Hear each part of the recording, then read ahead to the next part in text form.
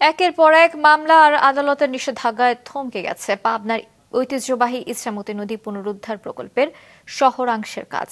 মাত্র 1 মাসের ব্যবধানে দায়ের হয়েছে আরো 10টি মামলা। এ নিয়ে মামলার সংখ্যা দাঁড়ালো 108টিতে। এসব মামলা দ্রুত নিষ্পত্তি না হলে অনিশ্চিত হয়ে পড়বে 1,500 কোটি টাকার এই প্রকল্পের ভবিষ্যৎ। শহীদুল ইসলামকে সঙ্গে নিউজপল মির্জার রিপোর্ট। 110 কিলোমিটার দৈর্ঘ্যের ইছামতি নদী পুনরুদ্ধার প্রকল্পের সবচেয়ে বড় বাজেটই বরাদ্দ রয়েছে জেলা শহরের 5 কিলোমিটার অংশে। এ অংশে নদী খননের পাশাপাশি নদীর প্রবাহে বাধা সৃষ্টিকারী 23টি ব্রিজ ভেঙে পুনর্নির্মাণ, নদীর দুধারে 10 কিলোমিটার ওয়াকওয়ে, 56টি ঘাট বাঁধানো, পার্ক সহ নানা সৌন্দর্য বর্ধনের কাজ।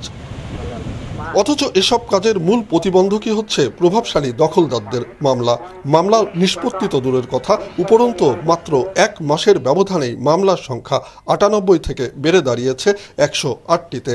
এসব মামলার বলে এখনো বহাল তবিয়তে টিকে আছে ইছামতির দুধারের বড় বড় অবকাঠামো, যেখানে টাঙানো হয়েছে আদালতের নিষেধাজ্ঞার বড় বড় সাইনবোর্ড। দীর্ঘ 2-3 মাস ধরে এই কাজ এখানেই করছে, কিন্তু শহরের ভিতরে যাচ্ছে না এবং ওইদিকে আমরা কাজ পাচ্ছি না। এই জায়গায় ঘুরিয়ে ফিরে কাজ করছে। দ্রুত কাজটা হওয়া উচিত এবং তাতে পাবনাবাসীর অনেক উন্নত হবে। অথচ 2018 সালে উচ্চ আদালতে এ নদীর সকল মামলা খারিজের পর নিম্ন আদালতে এসব মামলার যৌক্তিকতা নিয়ে প্রশ্ন তুলেছেন খোদ আইনজীবীরা। নদীর জায়গাটাকে দখল করে নিয়ে কোনো প্রকারের কাগজ সৃষ্টি করে এটা করেছে, যেটা আইন অচল। এবং এ ব্যাপারে অনেকগুলো মামলা হয়েছিল, আমার জানার মতো বেশ কয়েকটা মামলা হয়েছিল, যেগুলো উচ্চতর আদালত থেকে নিষ্পত্তি হয়ে গেছে। নিষ্পত্তি হয়ে যাওয়ার পরেও তারা আবার নতুন করে এখানে মামলা করছে, সেটা আইনের চোখে অচল এবং অযথা উন্নয়ন কাজকে ব্যাঘাত সৃষ্টি করার জন্য এটা করা হচ্ছে। মহামান্য হাইকোর্ট সিএস রেকর্ডীয় যে সমস্ত সম্পত্তি সিএস রেকর্ডে নদী ছিল, সেই সমস্ত জমিগুলো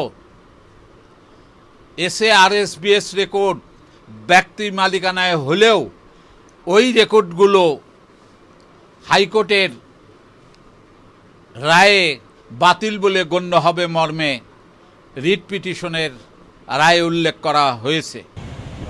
সেনাবাহিনীর তত্ত্বাবধানে চারিদিকে চলছে ইছামতি নদী খননের মহোৎসব। অনেক স্থানেই আবারও প্রাণ ফিরে পেয়েছে একসময়ের মৃতপ্রায় নদীটি। অথচ মধ্য শহরের চিত্র ভিন্ন।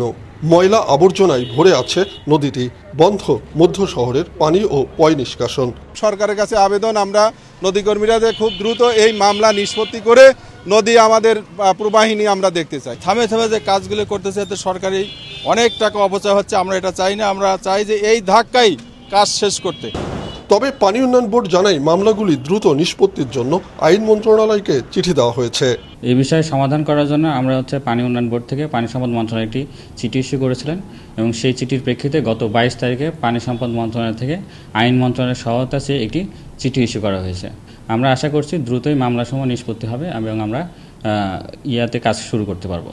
বিগত সময়ে বারবার ইছামতি পুনরুদ্ধারের উদ্যোগ ভেস্তে গেলেও এবার সেনাবাহিনীর তত্ত্বাবধানে এ কাজ বাস্তবায়িত হয় আশাবাদী স্থানীয়রা। উৎপল মির্জা, মাছরাঙা সংবাদ, পাবনা।